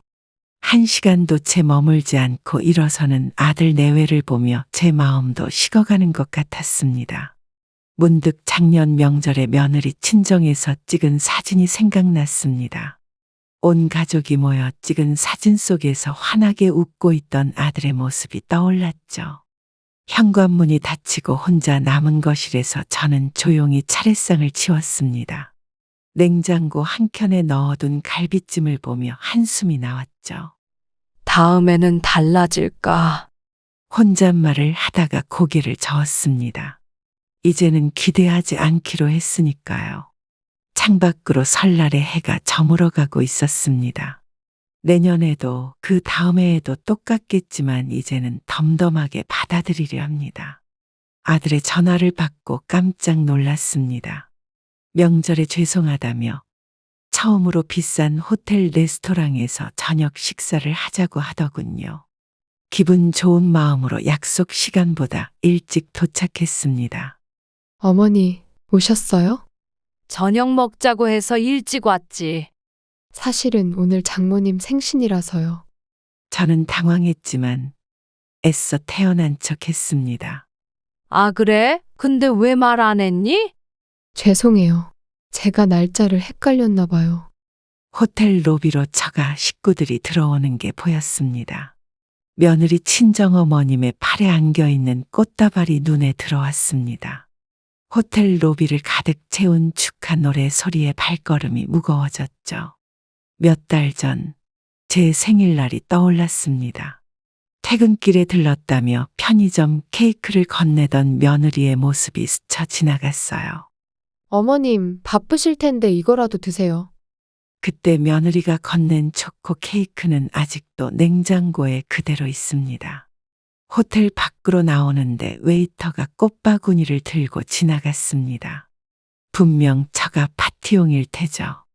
집으로 돌아오는 버스 안에서 창밖을 바라봤습니다. 며느리의 유튜브에 올라온 영상들이 떠올랐어요. 사부인 생신 때마다 호텔 뷔페, 미슐랭 레스토랑을 예약하던 모습들이 스쳐 지나갔습니다. 몇 달 전에는 사돈어른 생신이라며 고급 레스토랑을 잡아놨다고 자랑하던 며느리였죠. 그때도 저는 혼자 집에서 미역국을 끓여 먹었습니다. 버스에서 내려 집 앞 슈퍼에 들렀습니다. 라면 몇 개를 집어들었죠. 오늘따라 혼자 먹는 저녁이 쓸쓸하게 느껴졌어요. 현관문을 열고 들어서는데 핸드폰이 울렸습니다. 아들의 문자였죠. 어머니, 다음에 꼭 제대로 된 식사 대접할게요. 답장은 하지 않았습니다. 이제는 그런 약속에 기대하지 않는 법을 배웠으니까요. 냉장고 문을 열었다가 그대로 닫아버렸습니다. 일주일 전 생일 케이크가 눈에 밟혔지만 오늘은 그냥 라면을 끓여 먹기로 했죠. 텔레비전에서는 연말 파티 광고가 나오고 있었습니다. 채널을 돌렸지만 호텔 로비에서 본 풍경이 자꾸만 떠올랐어요. 저는 조용히 불을 끄고 이른 잠자리에 들었습니다. 내일이면 또 아무 일 없었다는 듯이 지나갈 테니까요. 갑자기 찾아온 어지러움에 병원에 가봐야겠다고 생각했습니다. 아들에게 전화를 걸어 동행을 부탁드렸죠. 혼자 가기엔 불안한 마음이 들어서였어요. 아들아, 엄마가 좀 아픈데 병원에 같이 가주면 안 될까? 오늘은 좀 힘들 것 같아요. 많이 바쁘니? 장모님이 이사하시는데 도와드려야 해서요. 그래, 다음에 가지 뭐. 죄송해요. 다음에 꼭 모시고 갈게요. 혼자 택시를 타고 병원으로 향했습니다. 차창 밖으로 보이는 풍경이 흐릿하게 보였어요.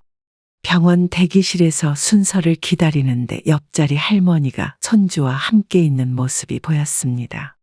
저도 아플 때면 아들이 곁에 있어주면 좋을 텐데 말이죠. 진료를 마치고 처방전을 받는데 의사 선생님께서 보호자가 필요할 것 같다고 하셨습니다. 다시 한번 아들에게 전화를 걸었어요. 엄마, 지금 장모님 짐 정리하느라 좀 그래요. 내일은 시간 될 것 같은데요. 약국에서 약을 받아드는데 어지러움이 다시 찾아왔습니다. 잠시 약국 의자에 앉아 있으려니 약사님께서 걱정스러운 눈빛으로 바라보시더군요. 택시를 타고 돌아오는 길에 아들의 카톡이 왔습니다. 처가에서 이삿짐을 옮기느라 바빴다며 사진을 보내왔죠. 집에 도착해서 혼자 약을 먹으며 창밖을 바라봤습니다. 아들이 처가 이사를 도와주는 사진 속에는 활기찬 웃음이 가득했어요. 머리가 지끈거려 누웠는데 전화벨이 울렸습니다. 며느리였죠. 어머님, 괜찮으세요? 걱정 말고 너희 일이나 해. 이사 끝나면 제가 모시고 검사 받으러 갈게요. 병원에서 받은 검사 결과지를 바라봤습니다. 재검사가 필요하다는 소견이 눈에 들어왔어요. 약봉투를 정리하며 한숨이 나왔습니다. 내일은 혼자서라도 다시 한번 병원에 가봐야겠어요. 그렇게 시간이 흐르고 며느리가 처가 식구들과 함께하는 자리라고 해서 저를 초대했습니다. 저는 작은 선물도 준비했죠. 고급 한과 세트를 들고 약속 장소에 도착했어요. 어머님, 여기 앉으세요. 사부인, 요즘 사위 도움받고 사시죠? 요새 젊은 사람들이랑 같이 살기도 힘들잖아요. 우리 딸은 절대 시댁 모시고 살진 않을 것 같아요. 사부인도 이해하시죠? 그럼요. 뭐 시대가 변했잖아요. 그리고 아들 하나 있으면 뭐해요. 결국 며느리 눈치 보면서 살잖아요. 자리에 앉자마자 쏟아지는 이야기에 숨이 막혔습니다. 아들은 옆자리에서 그저 웃고만 있었죠. 처가 식구들의 대화는 계속 이어졌습니다. 제가 없는 사람처럼 이야기가 오갔어요. 테이블 위에는 고급스러운 음식들이 가득했습니다. 하지만 저는 한 입도 넘기기가 힘들었죠. 어머님, 음식은 괜찮으세요? 응, 맛있구나. 사부인은 연세가 있으셔서 이런 양식은 안 맞으실 것 같은데. 처가 쪽 친척들의 웃음소리가 귓가에 맴돌았습니다. 자리를 피하고 싶었지만 그러면 더 보기 좋을 것 같아 꾹 참았죠. 준비해간 선물을 건네려 했지만 끝내 용기가 나지 않았어요. 가방 속 한과 세트가 자꾸 마음에 걸렸습니다. 식사가 끝나갈 무렵 며느리의 이모님께서 말을 걸어오셨어요. 우리 조카 좀 잘 봐주세요. 그럼요. 착한 며느리라 다행이에요. 아유, 착하다고 하시니까 더 미안하네요. 자리를 파하고 집으로 돌아오는 길, 아들이 전화를 걸어왔습니다. 엄마, 오늘 즐거우셨어요? 그래. 다들 유쾌하시더라. 처가에서 사준 선물을 받으면서도 제 가방 속 한과만 생각났습니다. 결국 건네지 못한 선물이 되어버렸네요. 늦은 밤, 창가에 앉아 달빛을 바라봤습니다. 오늘 모임에서 들은 말들이 자꾸 떠올랐어요. 오늘따라 유난히 서재가 눈에 들어왔습니다. 남편이 생전에 아끼던 공간이에요. 책장 사이사이 먼지를 닦다 보니 문득 서류 정리를 해야겠다는 생각이 들었죠. 어머님, 지금 뭐 하세요? 네 시아버지 서류 좀 정리하고 있어. 제가 도와드릴까요? 네가 이런 거 봐도 모를 텐데 뭘. 그래도 힘드실 것 같아서요. 됐어. 너 나가서 쉬어. 오래된 서류 상자를 꺼내면서 먼지가 날렸습니다. 남편이 평생 모아온 서류들을 하나하나 펼쳐보니 지난 시간이 스쳐 지나가는 것 같았어요. 등기부등본을 정리하다 보니 그동안 잊고 있던 재산 목록이 눈에 들어왔습니다. 남편은 꼼꼼하게도 모든 걸 기록해 두었더군요. 책상 위에는 남편이 마지막으로 작성한 유언장도 있었습니다. 한참을 들여다보다가 다시 서류 봉투에 넣었죠. 창밖으로 저녁 노을이 지고 있었습니다. 서류를 정리하면서 그동안 쌓였던 서운함이 조금씩 정리되는 기분이었어요. 다음 날 아침 아들이 찾아왔습니다. 엄마, 어제 무슨 서류 정리하셨어요? 그냥 옛날 서류들 좀 봤어. 제가 한번 볼게요. 너한테 보여줄 게 있으면 보여줬겠지. 엄마, 그래도 아버지 서류는 제가 봐야 하지 않을까요? 시간 되면 봐도 늦지 않아. 서류들을 정리하며 마음 한켠이 시렸습니다. 아들도 뭔가 의심스러운지 저를 계속 추궁했었죠. 하지만 이제는 더 이상 물러설 수 없다는 생각이 들었어요. 아들네 집에서 제사를 지내기로 했다는 연락을 받았습니다. 음식 준비는 제가 하겠다고 했는데 며느리가 자기가 하겠다고 고집을 부렸죠. 그래도 일손이라도 돕고 싶어 일찍 도착했어요. 어머님, 저희가 다 준비할 수 있어요. 내가 도와줄게. 어머님은 그냥 앉아 계세요. 제사 음식은 시어머니도 같이 준비하는 게 예의 아니야? 저희가 알아서 할게요. 부엌에 들어서니 아무것도 준비되지 않은 상태였습니다. 시계는 이미 오후 4시를 가리키고 있었죠.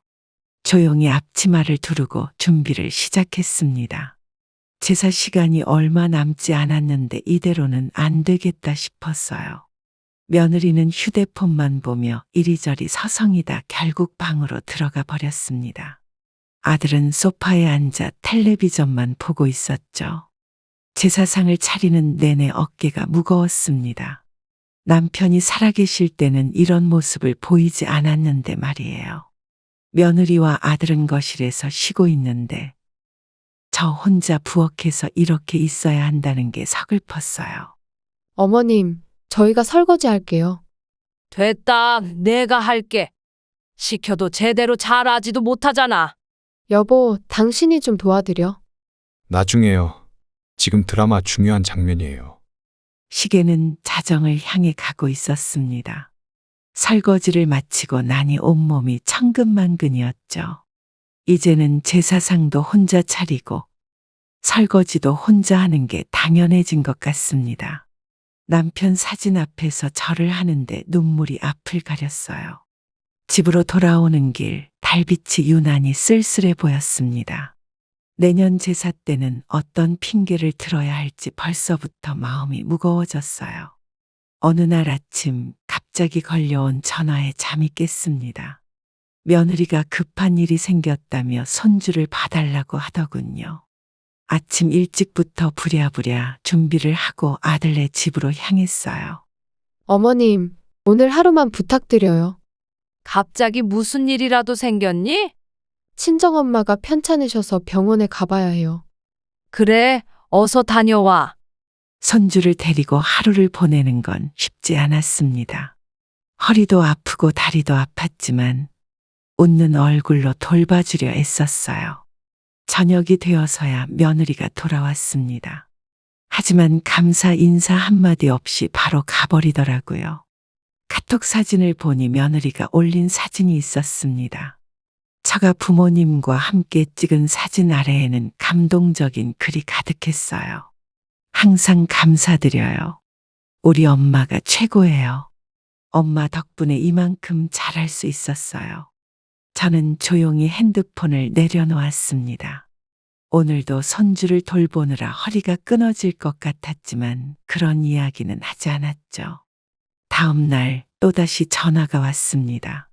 이번에는 며느리 친구와의 약속이 있다며 손주를 맡아달라고 하더군요.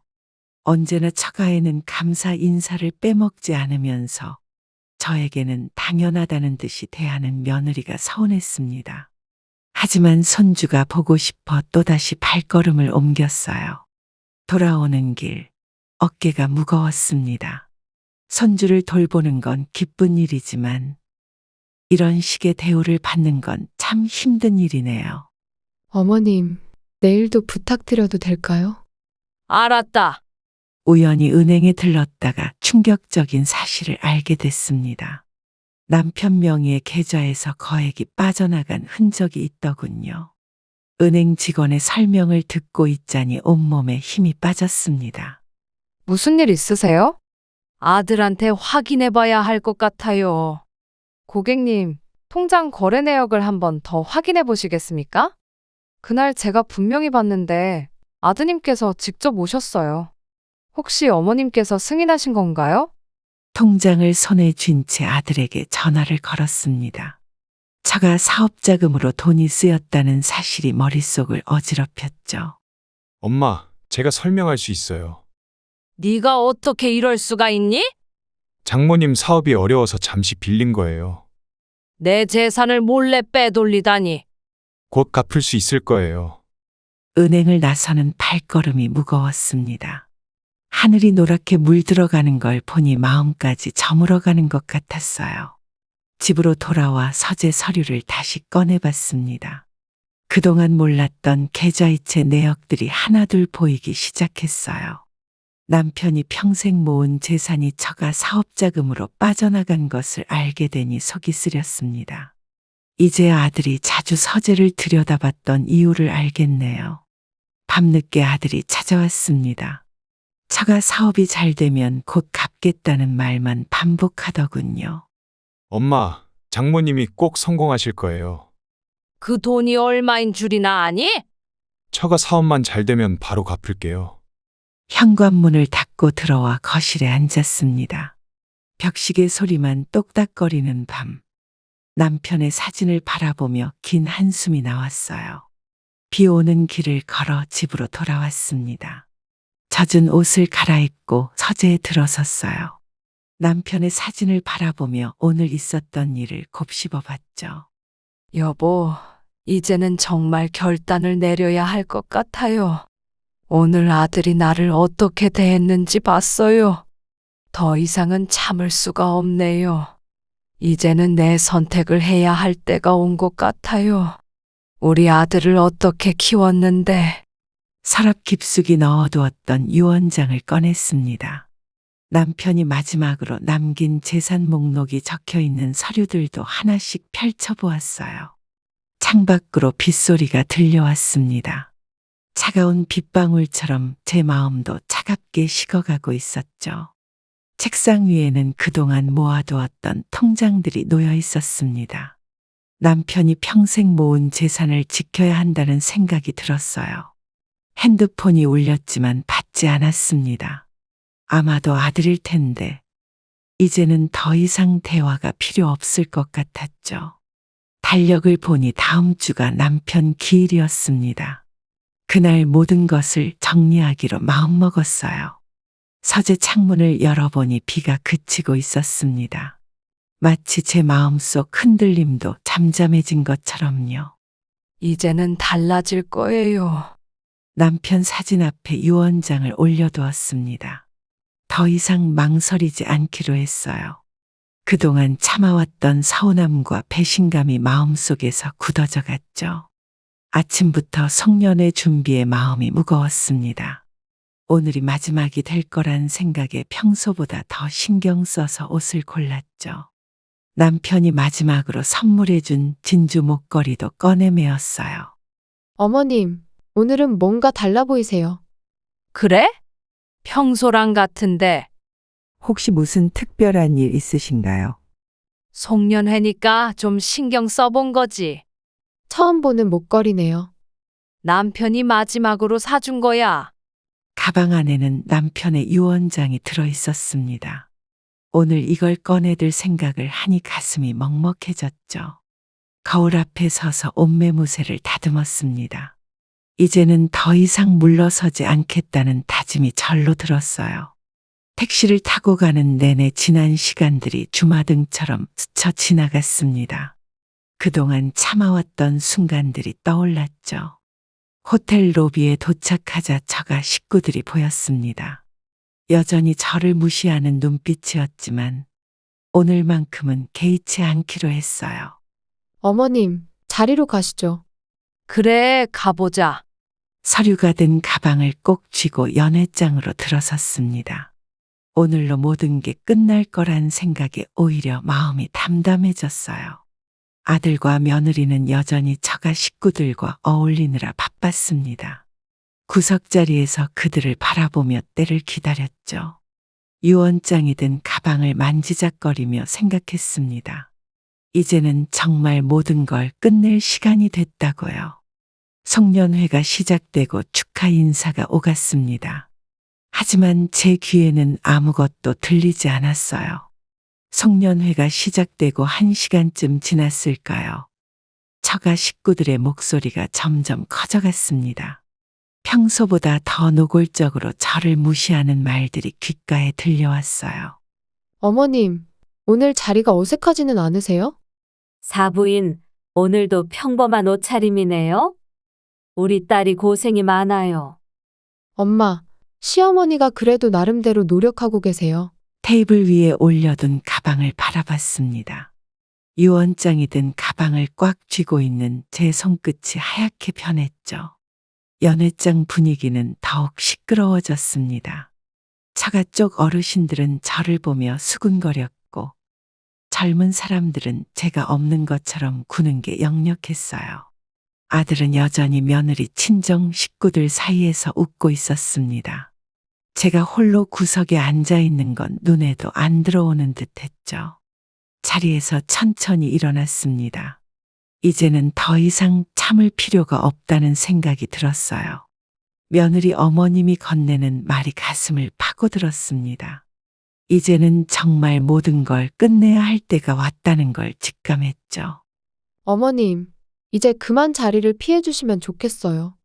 친정어머니랑 사업적으로 할 말이 있어서요. 그래, 이제 정말 끝내볼까? 손에 든 가방이 무겁게 느껴졌습니다. 하지만 마음만은 이상하게 가벼워졌어요. 이제 모든 걸 끝낼 시간이 됐다는 걸 알았죠. 가방에서 남편의 유언장을 꺼내 들었죠.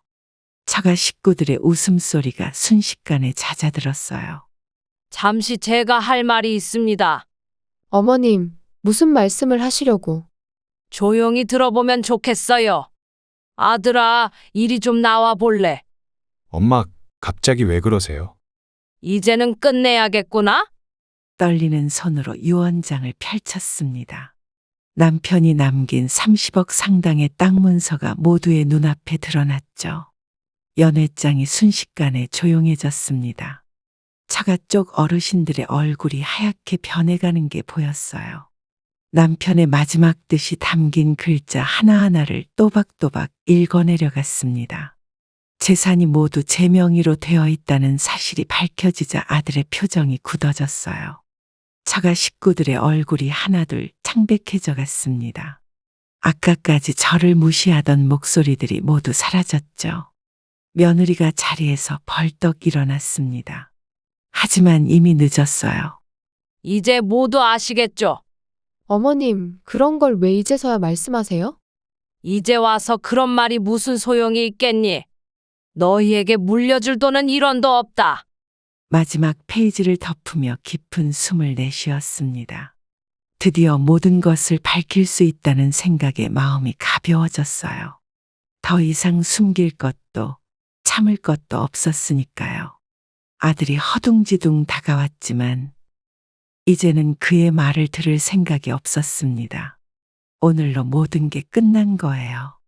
유언장을 공개한 후 순식간에 연회장 분위기가 바뀌었습니다. 아까까지 저를 무시하던 처가 식구들의 얼굴이 하얗게 질려갔어요.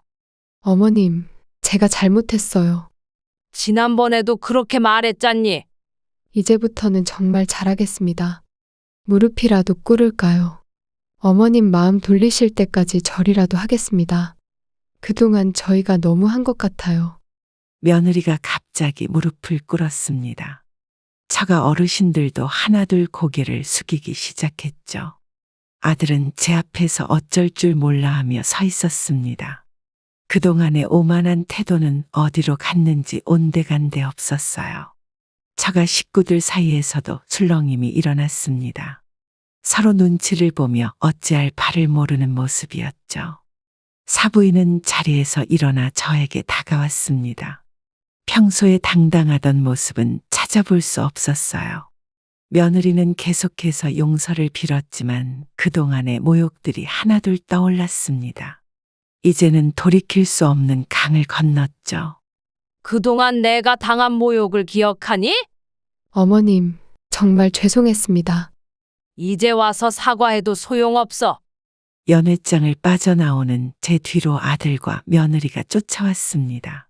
하지만 이미 제 마음은 굳게 닫혀 있었어요. 호텔 로비에 들어서자 차가운 바람이 불어왔습니다. 마치 제 마음처럼 싸늘한 바람이었죠. 계단을 내려가며 뒤돌아보지 않았습니다.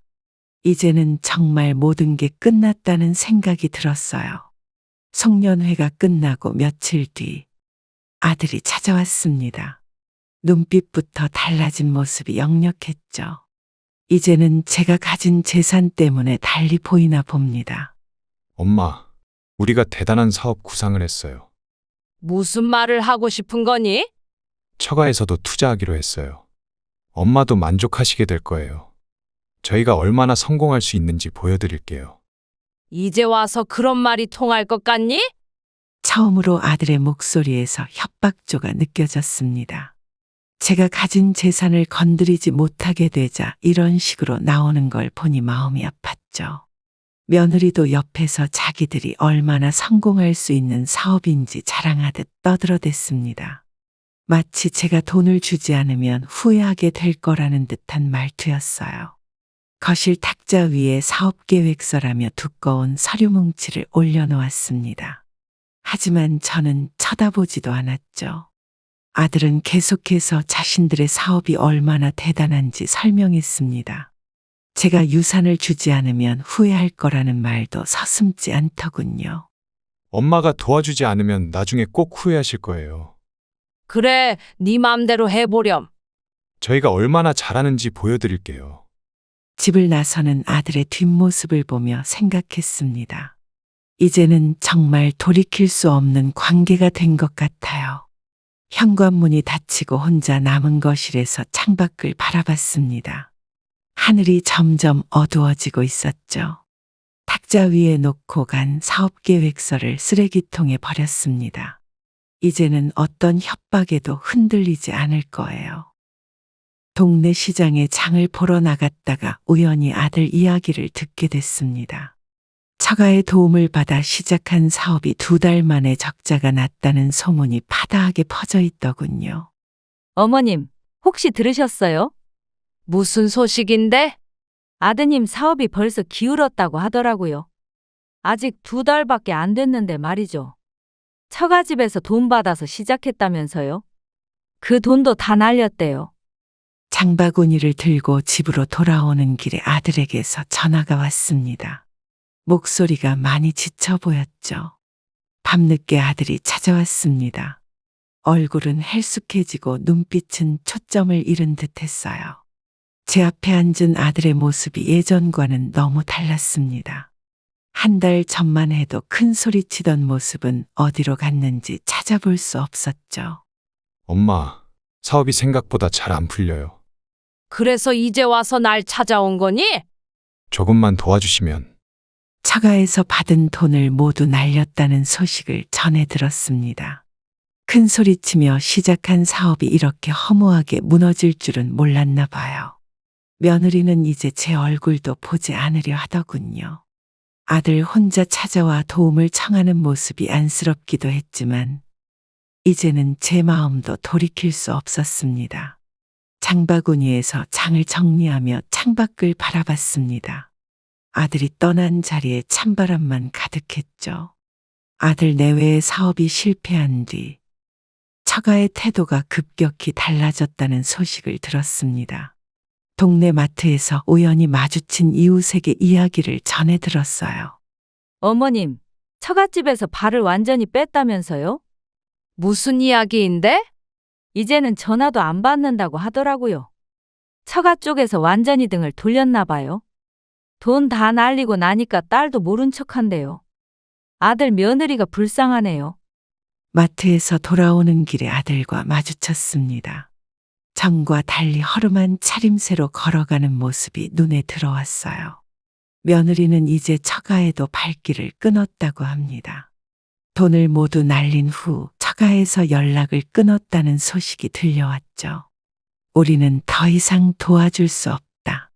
라는 처가 식구들의 차가운 말에 며느리가 큰 상처를 받았다고 해요. 예전의 오만한 모습은 어디로 갔는지 찾아볼 수 없었습니다. 아들이 거리에서 우연히 장모님을 마주쳤는데 모른 척 지나쳐 버렸다는 이야기도 들립니다. 한때 며느리 편만 들던 처가 식구들의 냉담한 태도가 이제야 드러났네요. 엄마, 장모님이 이제는 전화도 안 받으세요. 그래서 이제 엄마한테 오는 거니? 저희가 잘못했어요. 처가에서조차 외면당하는 아들 내외를 보니 마음 한켠이 아팠습니다. 하지만 이제는 달라질 수 없는 관계가 되어버렸죠. 창밖에서 비가 내리기 시작했습니다. 한때는 처가만 찾던 아들 내외가 이제는 그곳에서조차 발길이 끊겼다는 게 참 씁쓸하네요. 며느리는 이제 SNS도 하지 않는다고 합니다. 예전에 처가 식구들과 찍은 행복한 사진들을 모두 지워버렸대요. 부부가 함께 찾아온 날, 처가 식구들을 원망하는 목소리가 들렸습니다. 돈이 떨어지자 돌아선 처가를 보며 이제야 무엇이 진짜 가족인지 깨달은 것 같아요. 밤이 깊어갈수록 아들 내외의 한숨 소리가 더 커져갔습니다. 처가의 냉정한 태도 변화가 그들에게는 큰 충격이었나 봅니다. 새벽에 초인종 소리가 울렸습니다. 창문 너머로 보니 아들이 현관 앞에 무릎을 꿇고 있더군요. 한밤중에 찾아온 아들의 모습이 처연해 보였어요. 엄마, 제발 문 좀 열어주세요. 이 시간에 왜 왔니? 무릎이라도 꿇을 테니 도와주세요. 이제 와서 무릎 꿇는다고 될 일이니? 은행 빚을 갚을 수가 없어요. 처가에는 연락해봤니? 아들의 눈가에 맺힌 눈물이 보였습니다. 처가에서 등을 돌리고 은행 빚까지 떠안게 된 상황이 된 것 같았어요. 현관문을 열어주지 않은 채 창문으로 아들을 바라봤습니다. 한때는 제게 큰 소리 치던 모습은 온데간데 없이 사라졌죠. 새벽 이슬이 내리는데도 아들은 무릎을 꿇은 채 자리를 뜨지 않았습니다. 창가에 서서 지켜보는 제 마음도 무거웠어요. 엄마, 이대로 망하면 어떡해요? 그땐 그렇게 자신만만했으면서. 잘못했습니다. 아침이 밝아올 때까지 아들은 그 자리를 지켰습니다. 하지만 저는 끝내 문을 열어주지 않았어요. 동이 트자 아들은 천천히 일어났습니다. 무릎에 묻은 흙을 털어내는 모습이 안쓰럽기도 했지만 이미 돌이킬 수 없는 강을 건넜죠. 출근하는 이웃들의 시선이 아들을 향했습니다. 하지만 그는 아무 말 없이 고개를 숙인 채 돌아갔어요. 거실로 돌아와 소파에 앉았습니다. 남편의 사진을 바라보며 한숨이 절로 나왔어요. 아들이 돌아간 자리에는 구겨진 사업 실패 신문이 놓여 있었습니다. 이제는 정말 모든 게 끝난 걸까요? 처가에서도 외면당하고 은행 빚까지 떠안게 된 아들의 모습이 떠올랐습니다. 하지만 이미 저희 마음은 닫혀버렸어요. 동네 시장에서 이웃들의 수군거림이 들렸습니다. 아들 내외가 처가의 도움을 다시 받아 새로운 사업을 시작했다는 소식이었어요. 이번에는 아드님이 식당을 차렸다면서요? 그런 이야기가 있더라고. 처가에서 다시 돈을 대주셨다고 하던데요. 이번에도 망하면 어쩌려고. 아들 며느리가 장모님한테 무릎까지 꿇었대요. 그래도 도와주시나 보네요. 시장 골목을 빠져나오는데 아들 부부가 새로 차린 식당이 보였습니다. 간판도 새로 달고 인테리어도 바꾼 모양이었죠. 하지만 한 달이 채 지나지 않아 식당은 문을 닫았다는 소식이 들려왔습니다. 처가에서 받은 돈으로 시작했지만 이번에도 실패했다고 하더군요. 엄마, 이번에는 정말 망했어요. 처가에서 받은 돈은 어쩌고? 그것도 다 날렸어요.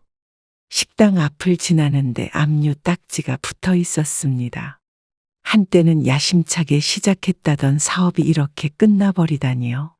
이웃들은 이제 아들 내외의 이야기를 할 때마다 한숨부터 내쉽니다. 2번이나 처가에 돈을 날리고 빚까지 떠안게 됐다는 소식이 파다하게 퍼졌죠. 며느리는 이제 처가의 얼굴도 들이밀지 못한다고 합니다. 2번이나 거액을 날린 후로는 처가에서도 완전히 등을 돌렸대요. 저녁 무렵 폐업한 식당 앞에서 아들 내외가 서로 다투는 모습이 보였습니다. 이제는 서로를 원망하는 단계까지 온 것 같네요. 식당 철거 작업이 시작됐다는 소식을 들었습니다. 야심차게 시작했던 2번째 도전도 이렇게 막을 내리고 말았어요. 옆집 아주머니가 전해주시는 말씀을 들으니 아들 내외의 빚이 산더미처럼 불어났다고 합니다. 이제는 돌이킬 수 없는 상황이 된 것 같네요. 마트 근처를 지나다가 처가 식구들의 고성이 들렸습니다. 폐업한 식당 앞에서 며느리와 사부인이 언성을 높이고 있더군요. 우리 돈 다 어디다 쓴 거야? 엄마, 사업하다가 그렇게 된 거잖아요. 네가 우리 돈을 이렇게 날릴 줄 몰랐다. 그때는 엄마도 좋다고 하셨잖아요. 이제 우리 집안도 망하게 생겼으니 책임져. 더 이상 얼굴 보기 싫으니까 오지 마. 길가에 숨어서 지켜보는데 가슴이 아팠습니다. 한때는 저를 무시하던 사부인의 모습은 온데간데 없이 사라졌죠. 며느리는 그 자리에서 주저앉아 울음을 터뜨렸습니다. 처가 식구들은 며느리를 원망하는 말만 던진 채 돌아섰어요. 멀어지는 처가 식구들의 뒷모습이 쓸쓸해 보였습니다. 돈이 모든 걸 바꿔놓은 걸까요? 사위 너가 우리 집 망쳤어. 너도 이제 우리 딸이 아니다. 2번씩이나 속이다니. 며느리의 흐느낌 소리가 거리에 울려 퍼졌습니다. 도와주고 싶은 마음도 들었지만 발걸음을 돌렸어요. 얼마 전까지만 해도 처가 식구들과 친하게 지내던 모습이 떠올랐습니다. 이제는 그런 날들이 다시는 오지 않을 것 같네요. 집으로 돌아오는 길에 아들을 마주쳤습니다. 처가와 며느리의 다툼 소식을 전해 들었는지 얼굴이 어두워 보이더군요. 처가와 며느리의 관계가 돈 때문에 이렇게 변해버린 걸 보니 씁쓸했습니다. 한때 저를 무시하던 그들의 오만함은 어디로 갔을까요? 저녁 뉴스에서는 경기 침체로 자영업자들의 폐업이 늘고 있다는 소식이 나왔습니다. 아들 내외의 모습이 겹쳐 보이네요. 동네 슈퍼에서 우연히 아들 부부의 이야기를 듣게 됐습니다. 빚쟁이들에게 쫓겨 월세방까지 빼야 할 처지가 됐다는 소식이었어요. 어머님, 아드님이 이제 월세방도 못 낸대요. 그렇게 됐다면서요. 젊은 사람들이 쉽게 망해버리니. 처가에서도 등 돌리고 이제 갈 데가 없대요. 아들 며느리가 매일 싸운다고 하더라고요. 돈 때문에 이혼까지 거론된다면서요? 길을 걷다가 아들 부부의 다투는 소리가 들렸습니다. 한때 살던 아파트에서 짐을 싸며 서로를 원망하는 소리였죠. 이사가는 트럭 앞에서 아들과 며느리가 말다툼을 하고 있었습니다. 빚 때문에 서로를 탓하는 모습이 안타까웠어요. 네가 우리 집 돈까지 다 날렸잖아. 당신도 동의했으면서 이제 와서. 이제 어떻게 살아가자는 거야? 월세방으로 옮기는 짐이 그리 많지 않아 보였습니다. 한때는 호화로운 생활을 자랑하던 그들이 이제는 보증금 500만 원짜리 월세방으로 들어가야 한다네요. 이사가는 모습을 지켜보던 이웃들의 눈빛이 씁쓸해 보였습니다. 누구 하나 돕겠다고 나서는 사람도 없었죠. 빚쟁이들이 찾아와 행패를 부린다는 소식도 들립니다. 이제는 전화도 받지 못할 만큼 상황이 심각해졌대요. 며느리는 친정에도 얼굴을 들지 못한다고 합니다. 2번이나 거액을 날린 후로는 완전히 관계가 끊어졌다네요. 퇴거하는 날 멀리서 지켜보다가 발걸음을 돌렸습니다. 도와주고 싶은 마음도 있었지만 이미 돌이킬 수 없는 상황이 됐네요. 밤이 되어 창밖을 바라보니 달빛이 유난히 쓸쓸해 보입니다. 한때 잘난 척하던 그들의 모습은 이제 어디에도 없네요. 어느 날 오후 예상치 못한 손님들이 찾아왔습니다. 사부인과 아들 내외가 함께 현관 앞에 서 있더군요. 한때는 저를 무시하던 사람들의 모습이 많이 달라져 있었어요. 사부인, 죄송합니다. 저희가 정말 잘못했어요. 돈 많으신 사부인이 도와주시면 은혜 잊지 않겠습니다. 빚 보증만 좀 서주시면 될 것 같아요. 어머님께서 살려주셔야 해요. 제발 한 번만 더 기회를 주세요. 거실로 들어선 그들의 모습이 초라해 보였습니다. 사부인의 눈가에는 피곤함이 가득했고 며느리는 계속 눈물만 훔치고 있었죠. 한때는 저를 무시하고 업신여기던 사람들이 이제는 제 앞에서 고개를 숙이고 있었습니다. 돈 앞에서 사람이 이렇게 변할 수 있다는 게 참 씁쓸하네요. 서재에 걸린 남편 사진을 바라봤습니다. 그동안 제가 겪었던 모욕들이 하나둘 떠올랐어요. 이제 와서 용서를 바라는 거니? 어머님, 저희가 정말 큰 잘못을 했어요. 그동안 어머님께 했던 행동들. 돈이 떨어지자 찾아온 그들의 모습에 마음이 더욱 차가워졌습니다. 한때 저를 무시하던 사부인은 이제 제 앞에서 눈물까지 보이더군요. 창밖으로 저녁 노을이 지고 있었습니다. 그들의 사과가 진심인지 아닌지는 이제 중요하지 않았어요. 자리에서 일어나 그들을 배웅했습니다. 이제는 더 이상 그들과 할 이야기가 없었죠. 문을 닫고 돌아서는데 밖에서 흐느끼는 소리가 들렸습니다. 하지만 이미 제 마음은 닫혀 있었어요. 거실 소파에 앉아 창밖을 바라봤습니다.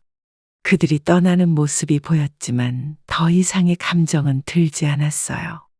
30년 전 제가 시집 왔을 때 시어머님께서 하신 말씀이 떠오릅니다. 진정한 가족은 힘들 때 빛을 발한다. 고 하셨죠. 그 말씀의 의미를 이제야 깊이 이해하게 됐어요. 이제는 평온한 마음으로 지내고 있습니다. 남편이 남긴 재산을 지역 노인복지센터에 기부하기로 결심했어요. 그곳에서 저 같은 어르신들이 외롭지 않게 지낼 수 있도록 돕고 싶었죠. 돈이라는 게 이렇게 무서운 거였나. 사람의 마음도 관계도 한순간에 바꾸는구나. 이제는 정말 알겠어요.